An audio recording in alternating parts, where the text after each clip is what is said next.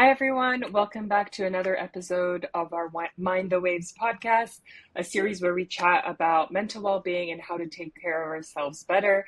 Today, we have a very special guest, year 13 student at Chinese International School, Tyler Fang. Welcome to our podcast.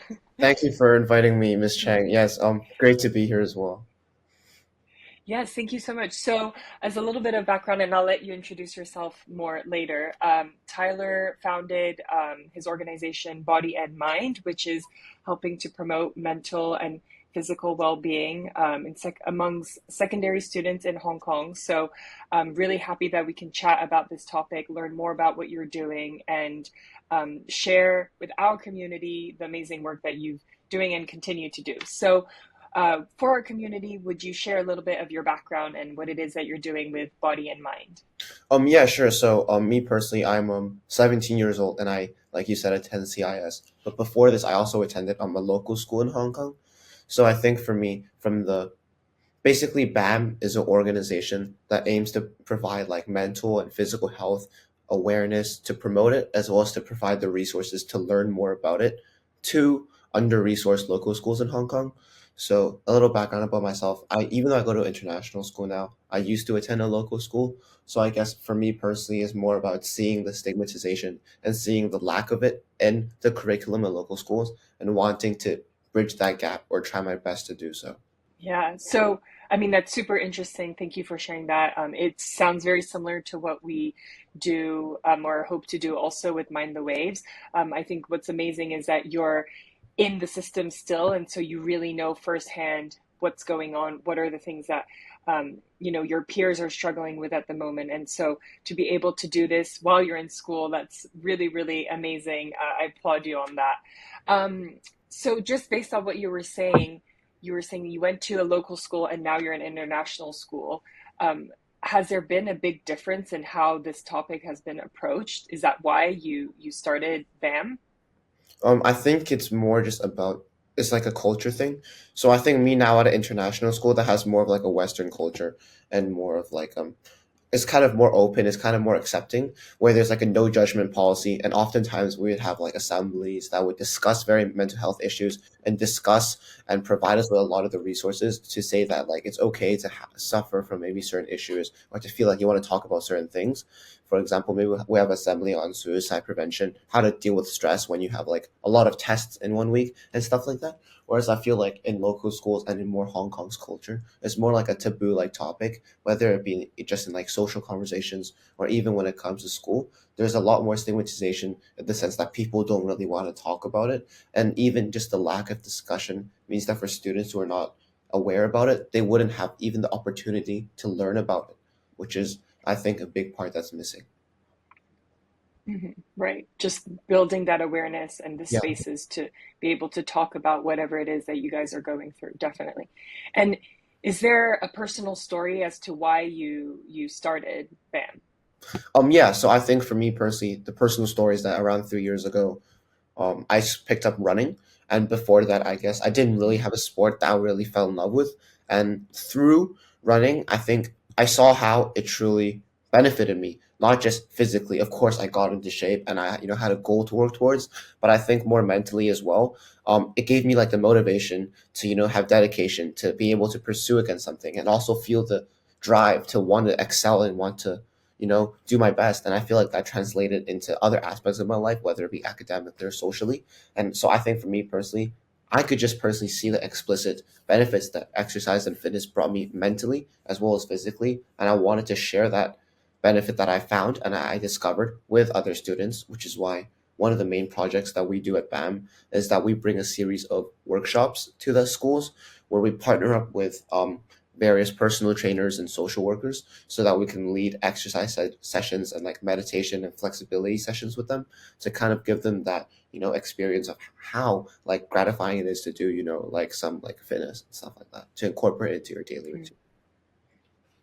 Yeah, oh, that's amazing. I mean, I definitely think that it's really important, when I think of health, it's not just physical health or mental health. They're both really interconnected and intertwined. And so what you're doing, and what sounds like what you've already started to do, bridging those two and giving people that opportunity to, you know, move their bodies, and how that also helps their mental health is really, really important. So, what do you hope to do more of? Is it continue with these workshops? Where do you see BAM growing? Um, so I think definitely, I feel like for, workshops and projects to be really effective, they don't really have to be anything fancy or over the top. Even if they're really basic like mine, where it's just bringing personal trainers and social workers to a school, if they're effective and they work, I think that's something that's really important as well. So I think definitely continuing these workshops and sustaining them in the long term is one aspect that, is part of my vision. But another thing that we've been doing recently is research. So we collected a lot of data from the workshops that we hosted last year, where we gave to the students that participated in our workshops a bunch of surveys. And basically, through using those surveys, we collected a lot of data ranging from, the differences in the way that they saw themselves, the differences in the way that they viewed stress before and after the workshop, as well as whether or not maybe perhaps they would want to actively pursue more routes of exercise to play more sports, as well as if maybe they felt less, introverted, less depressed. And we took all those data and I collaborated with the director of social policy and change, who's really expert at the Lignan University in Hong Kong. So basically, through that, we've just recently finished writing our research paper. So maybe from this aspect, my vision is to use it to, propose some long-term changes to hopefully be able to reinforce the message that I'm trying to, voice, and to be able to have these workshops that I'm doing permanently implemented into the local school curriculum or something similar to it, where it brings awareness and gives resources for mental and physical health to teenagers, which is really important. Yeah. Oh, that's really amazing, amazing. I mean, there's so many things in there that I want to ask you about. With BAM, what is it that you guys have done so far? So I think we take an approach that's not fancy, it's not anything over the top, but it's kind of a method that we find to be quite basic, but is really effective and is able to deliver what we want. So one aspect of what we do at BAM is workshops. So we've partnered up with, some also that share the similar minded passion to me that want to support the vision that I have. We've teamed up with personal trainers, social workers, and government officials, where basically they would come and participate in our workshops as well as to help contribute to their field of expertise. Because basically our workshops include a series of exercise, fitness sessions, as well as meditation, flexibility, and small group discussions to kind of discuss various mental health related topics. So I think bringing these people who are experts in their field really adds to both the credibility of the workshops as well as to adds to how smoothly the workshops are run. I said credibility because the other aspect of what we do is research. So in the workshops that I hosted, we've had a series of surveys that we give to the participants before and after, and they would ask a range of questions like, how well do you, view yourself now before and after? Like we asked them what percentage of them felt depressed and on what ranging scale that they felt depressed at. Just questions like these. And I partnered with the director of social policy and change at Lignan University, where basically we kind of aggregated all this data, we analyzed it, and we just recently published a research journal. And our goal is to use this research journal to kind of, reinforce the message that we're spreading and to show people how this is a genuine problem backed by statistics, backed by numbers in the local schools in Hong Kong. And that should show that mental and physical health resources and awareness should be more, talked about in local schools. So Yeah, no, I'm interested because like you were saying, like one of the big problems in Hong Kong is that there's still a lot of stigma around this topic. There's a lack of education and awareness. So how do you get the students to participate, the students to join these workshops and these programs that you host? Yeah, so I think definitely at the start on the first day, at the very first workshop we ever hosted, I remember the students walking into the room and saying, who is this kid who, is not more than 1 or maybe 2 years older than me that's going to be here, taking up an hour of my time? And I could tell a lot of them maybe were forced to be there. And it wasn't that Mm. enthusiastic, which, if I'm being honest, I can totally understand because as a student myself, if I suddenly got dragged into a room, I wouldn't know what's going on either. But I think what we were Mm. doing was something that's really familiar to them. All of them have, exercised before. All of them played a sport. All of them also know what meditation is. So I think we're taking things that they're really familiar with, but we're showing them how these things are so important, so essential. There may be really things that they think are really common, but the things that they often overlook in their life, like just, spending 5 to 10 minutes to care for themselves every day, whether it be meditating or stretching, for example, from a physical aspect of things. And I think over the duration of the workshops, they also came to see the benefits for themselves. So towards the end, they were really asking us to, when can you guys come back again? Because they even asked their teacher Mm. to ask us if we could come back every single week after that program ended. So Mm. Oh, that's amazing. I think that's such a, I mean, it's true. Like, I remember back to like when I was in, high school, like, oh, you get dragged into something you don't really know. But I think the fact that you're meeting them where they're at, so there's a level of familiarity and comfort and that they know, and then really sharing the importance of like how these small things can go a long way in promoting well-being, whether it's physical or mental well-being. That's really, really cool. And then you also talked about this research that you've been doing. I'd love to hear more about some of the findings. So if you could share with us maybe, what are the big findings that you found that are really interesting or maybe that shocked you? yeah, so off the top of my head, I remember one particular finding that really, stuck with me and shocked me is the amount of students who had depression. Because I think oftentimes the traditionally associated stereotype that's outdated with depression is that you have to see someone who's really sad, who's kind of dropping out of class, not participating in anything. But I think that's not true. A lot of the time, people forget about maybe people could just have inner conflict or they could be dealing internally with themselves. Because when I looked at the results from the survey, I remember it was like over 35% of students had depression, it was like 15% suffered from severely extreme levels of depression, which to me is very serious because that's not an answer that you would, choose lightly. You would have to genuinely, it just shows that how students are genuinely struggling with something. But then as I reflect back and I recall the workshops, I remember how virtually all the students were by the end cracking jokes, laughing, having a good time with their friends, and not exhibiting any of the traditional signs that a teenager might think, oh, how do I know if my friend is depressed? So I think at the same time, this is just a really good reminder that we should all be cognizant of our friends around us, to be more, caring and more compassionate towards those around us, and also remember that people may be going through things that you on the surface can't just can't tell. So Hmm. Yeah, definitely. That's a really, really important reminder. And so you're saying you're hoping that to take this research, and what's the next step with this? yeah. So one step is that we're planning to show it to the Hong Kong's Education Bureau and kind of lobby it to Hmm. them because now that our message isn't just reinforced by facts, our message is reinforced by more so statistics, specifically grounded to the communities in Hong Kong. So we're hoping to show them the importance and need for both mental health awareness and mental health resources because we're showing using statistics, we're showing how the students changed over the 5 day period, how they changed over Hmm. the semester long workshop and the positive benefits that they reaped from it to kind of demonstrate to the Hong Kong Education Bureau that this is a really important and critical part of a teenager's education and learning.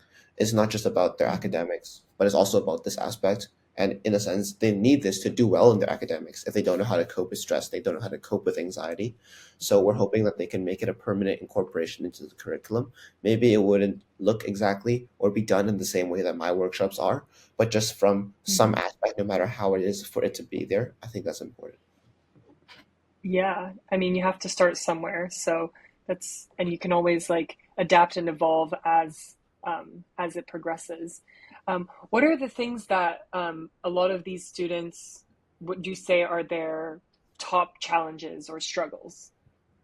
I think the one that's a no-brainer is that everyone is stressed from schoolwork. I think no matter Yeah. what kind of school you go to, what kind of background you come from, what kind of interest you have, I think everyone struggles with academic performance. Just like, especially in Hong Kong, the high pressure, the high expectations on students to really excel academically. I think that would take a weight on any student. And I think another one that a lot of students had in these local schools was monetary pressures and monetary stress because we mainly focused on the demographic of under-resourced secondary schools. So a lot of them told me about how they would have to work part-time jobs after school. They wouldn't really have time to, Mhm. go play sports even if they wanted to, or they wouldn't have time to spend more time with their family or just to have some fun with their friends. And by the time they got home late at night, all they could do was their work before they went to bed. So I think for me, that's also really eye-opening to show how that these are things Mhm. that are clearly missing from the student's education to be able to deal with these Yeah. things positively. So Hmm. And as part of your workshops or maybe like your personal, tips and sharings, what would you, I guess, what is the message that you would send around if a peer came to you and was really struggling with with stress around school or stress with their monetary financial situations. I think like stress is something that shouldn't also be purely looked at negatively in the sense you shouldn't know that you have stress and just try to eliminate it, like rush to eliminate it. I don't think that's what mental health awareness is. I think rather it's being able to cope with these negative emotions effectively as a means of, calmly overcoming them. So I think a couple really cliche things that I think genuinely have worked for me in the past are maybe just taking deep breaths. So for example, I remember there was just less than 24 hours left for like a lab report deadline for me and I hadn't even started on it. I completely forgot about it. So I know I'm not the best student when using this example, but I think for me, it was just take a couple deep breaths when I was sitting at my desk and to remind myself not to get stressed out and to, methodologically think through it, like take it just step by step, one at a time. And I think just taking a couple deep breaths to kind of like, center yourself and calm yourself down. That to me is always really important when you're under stress. So Mhm. And I mean, that's really, I think there's like you know that there's this tool that can help you, and then you actively doing the tool. I think sometimes, especially now, like you were saying, it's cliche, like people know like breathing helps or meditation, like exercise. But then sometimes when it gets to that moment of being really stressed, people don't actually tap into the tools that might be there. Do you think, like, how do you get people to really practice these tools and these tips? Yeah, I think a lot of people oftentimes think just brush it off when they hear about things like this. They think, oh, it's no big deal. I Hmm. don't really need it. They don't know the Yeah. importance of keeping, your mental health in balance, keeping, having healthy mental well-being. So I think this is where the awareness parts comes in because the resources is one thing, but if the students don't understand why the resources are there, they don't know how to utilize the resources, then the resources are in a sense kind of useless. So for me personally, Yeah. whether it's like assemblies where you can bring in speakers or just like kind of actively trying to destigmatize it through like talking about it in school and just telling students it's okay that everyone will face certain types of issues. Everyone has their own adversity that they need to cope with, and that is something that you should be expressing to your friends, someone you trust, or like a school counselor or teacher to be able to work and overcome it. So I think yeah, just like the awareness and promotion aspect of things comes in, where it's only through students understanding the importance of it will they then take those resources into use, because without it, they don't know what it's for, kind of. So, Tyler, you're year 13. I'm assuming next year is university. Have you decided what you're going to do, what you're going to study, what's next for BAM? Yeah, so for me personally in college, I'm hoping to study political science or kind of public policy because for me, I think through all of this BAM work, as well as through a lot of, studies that I've done in school, whether it be in classes like economics or history, I think one thing that to me I've really identified is that the power of governance and the power of change. Because even in all the work I'm doing in BAM, the ultimate aspiration that we have is to have these workshops permanently incorporated into the schools. And when I study an economics class, oftentimes I see how various aspects of government policy can come into play with the events that unfold in society. And so for me personally, I think if I study public policy by studying political science, I would be able to more effectively create change in the future. So I would be able to, tackle the issue at its roots. As a policymaker, I'm able to make these changes to incorporate, the fitness workshop into the curriculum to, do all sorts Mhm. of other kinds of good work for the community. So that's why I want to study. Yeah. Yeah, that's amazing. I mean, that's kind of like when I think of what I would love to see happen in Hong Kong is that, talking about, just how we have PE class, like you have class that's part of the curriculum around mental well-being, mental health, like you said, education around it, learning what the resources and the tools are, and like understanding why it's important to do that to sustain your well-being. So, one more question for you, Tyler, to end today is if a student, a fellow peer was coming up to you and was really struggling with, their mental well-being, what would you say to them? I would kind of say to them, it's okay. I would say to them, you shouldn't feel like you're the only one, in this going through this journey alone, and to tell them that everyone has their own adversity that they face. Even me, even you, even all your friends around you, you just may not know it. And that I would definitely push them to kind of learn more about it and definitely to speak about it. Because I think the most helpful thing is to find someone you trust and to just talk through your issues. because sometimes even if that person, they don't have to be the wisest person, they don't need to have all the solutions, but even just saying it out loud, maybe talking through issues could be really helpful. So Yeah, definitely. I like that. Well, thank you so much, Tyler, for joining us today and for sharing everything that you've been doing with BAM. For those of you that are listening, um, feel free to, we will share what Tyler's work is doing. Where is the best place that they can find more information about what you guys are doing? Instagram. So not only do we Yeah, post the latest invitations to join our workshops, but we also post a lot of facts and statistics, as well as platforms to learn more about mental yeah, health. perfect. Okay, so we'll share that with you. Um, and I'm really excited for you. I think this is really, really awesome that you're doing this. Thank you so much. Yeah, thank you so much for having me on today as well. So yeah, Yeah, yeah. And if there's anything we can do to help, just feel free to reach out. You have my contact information. thank you, thank you.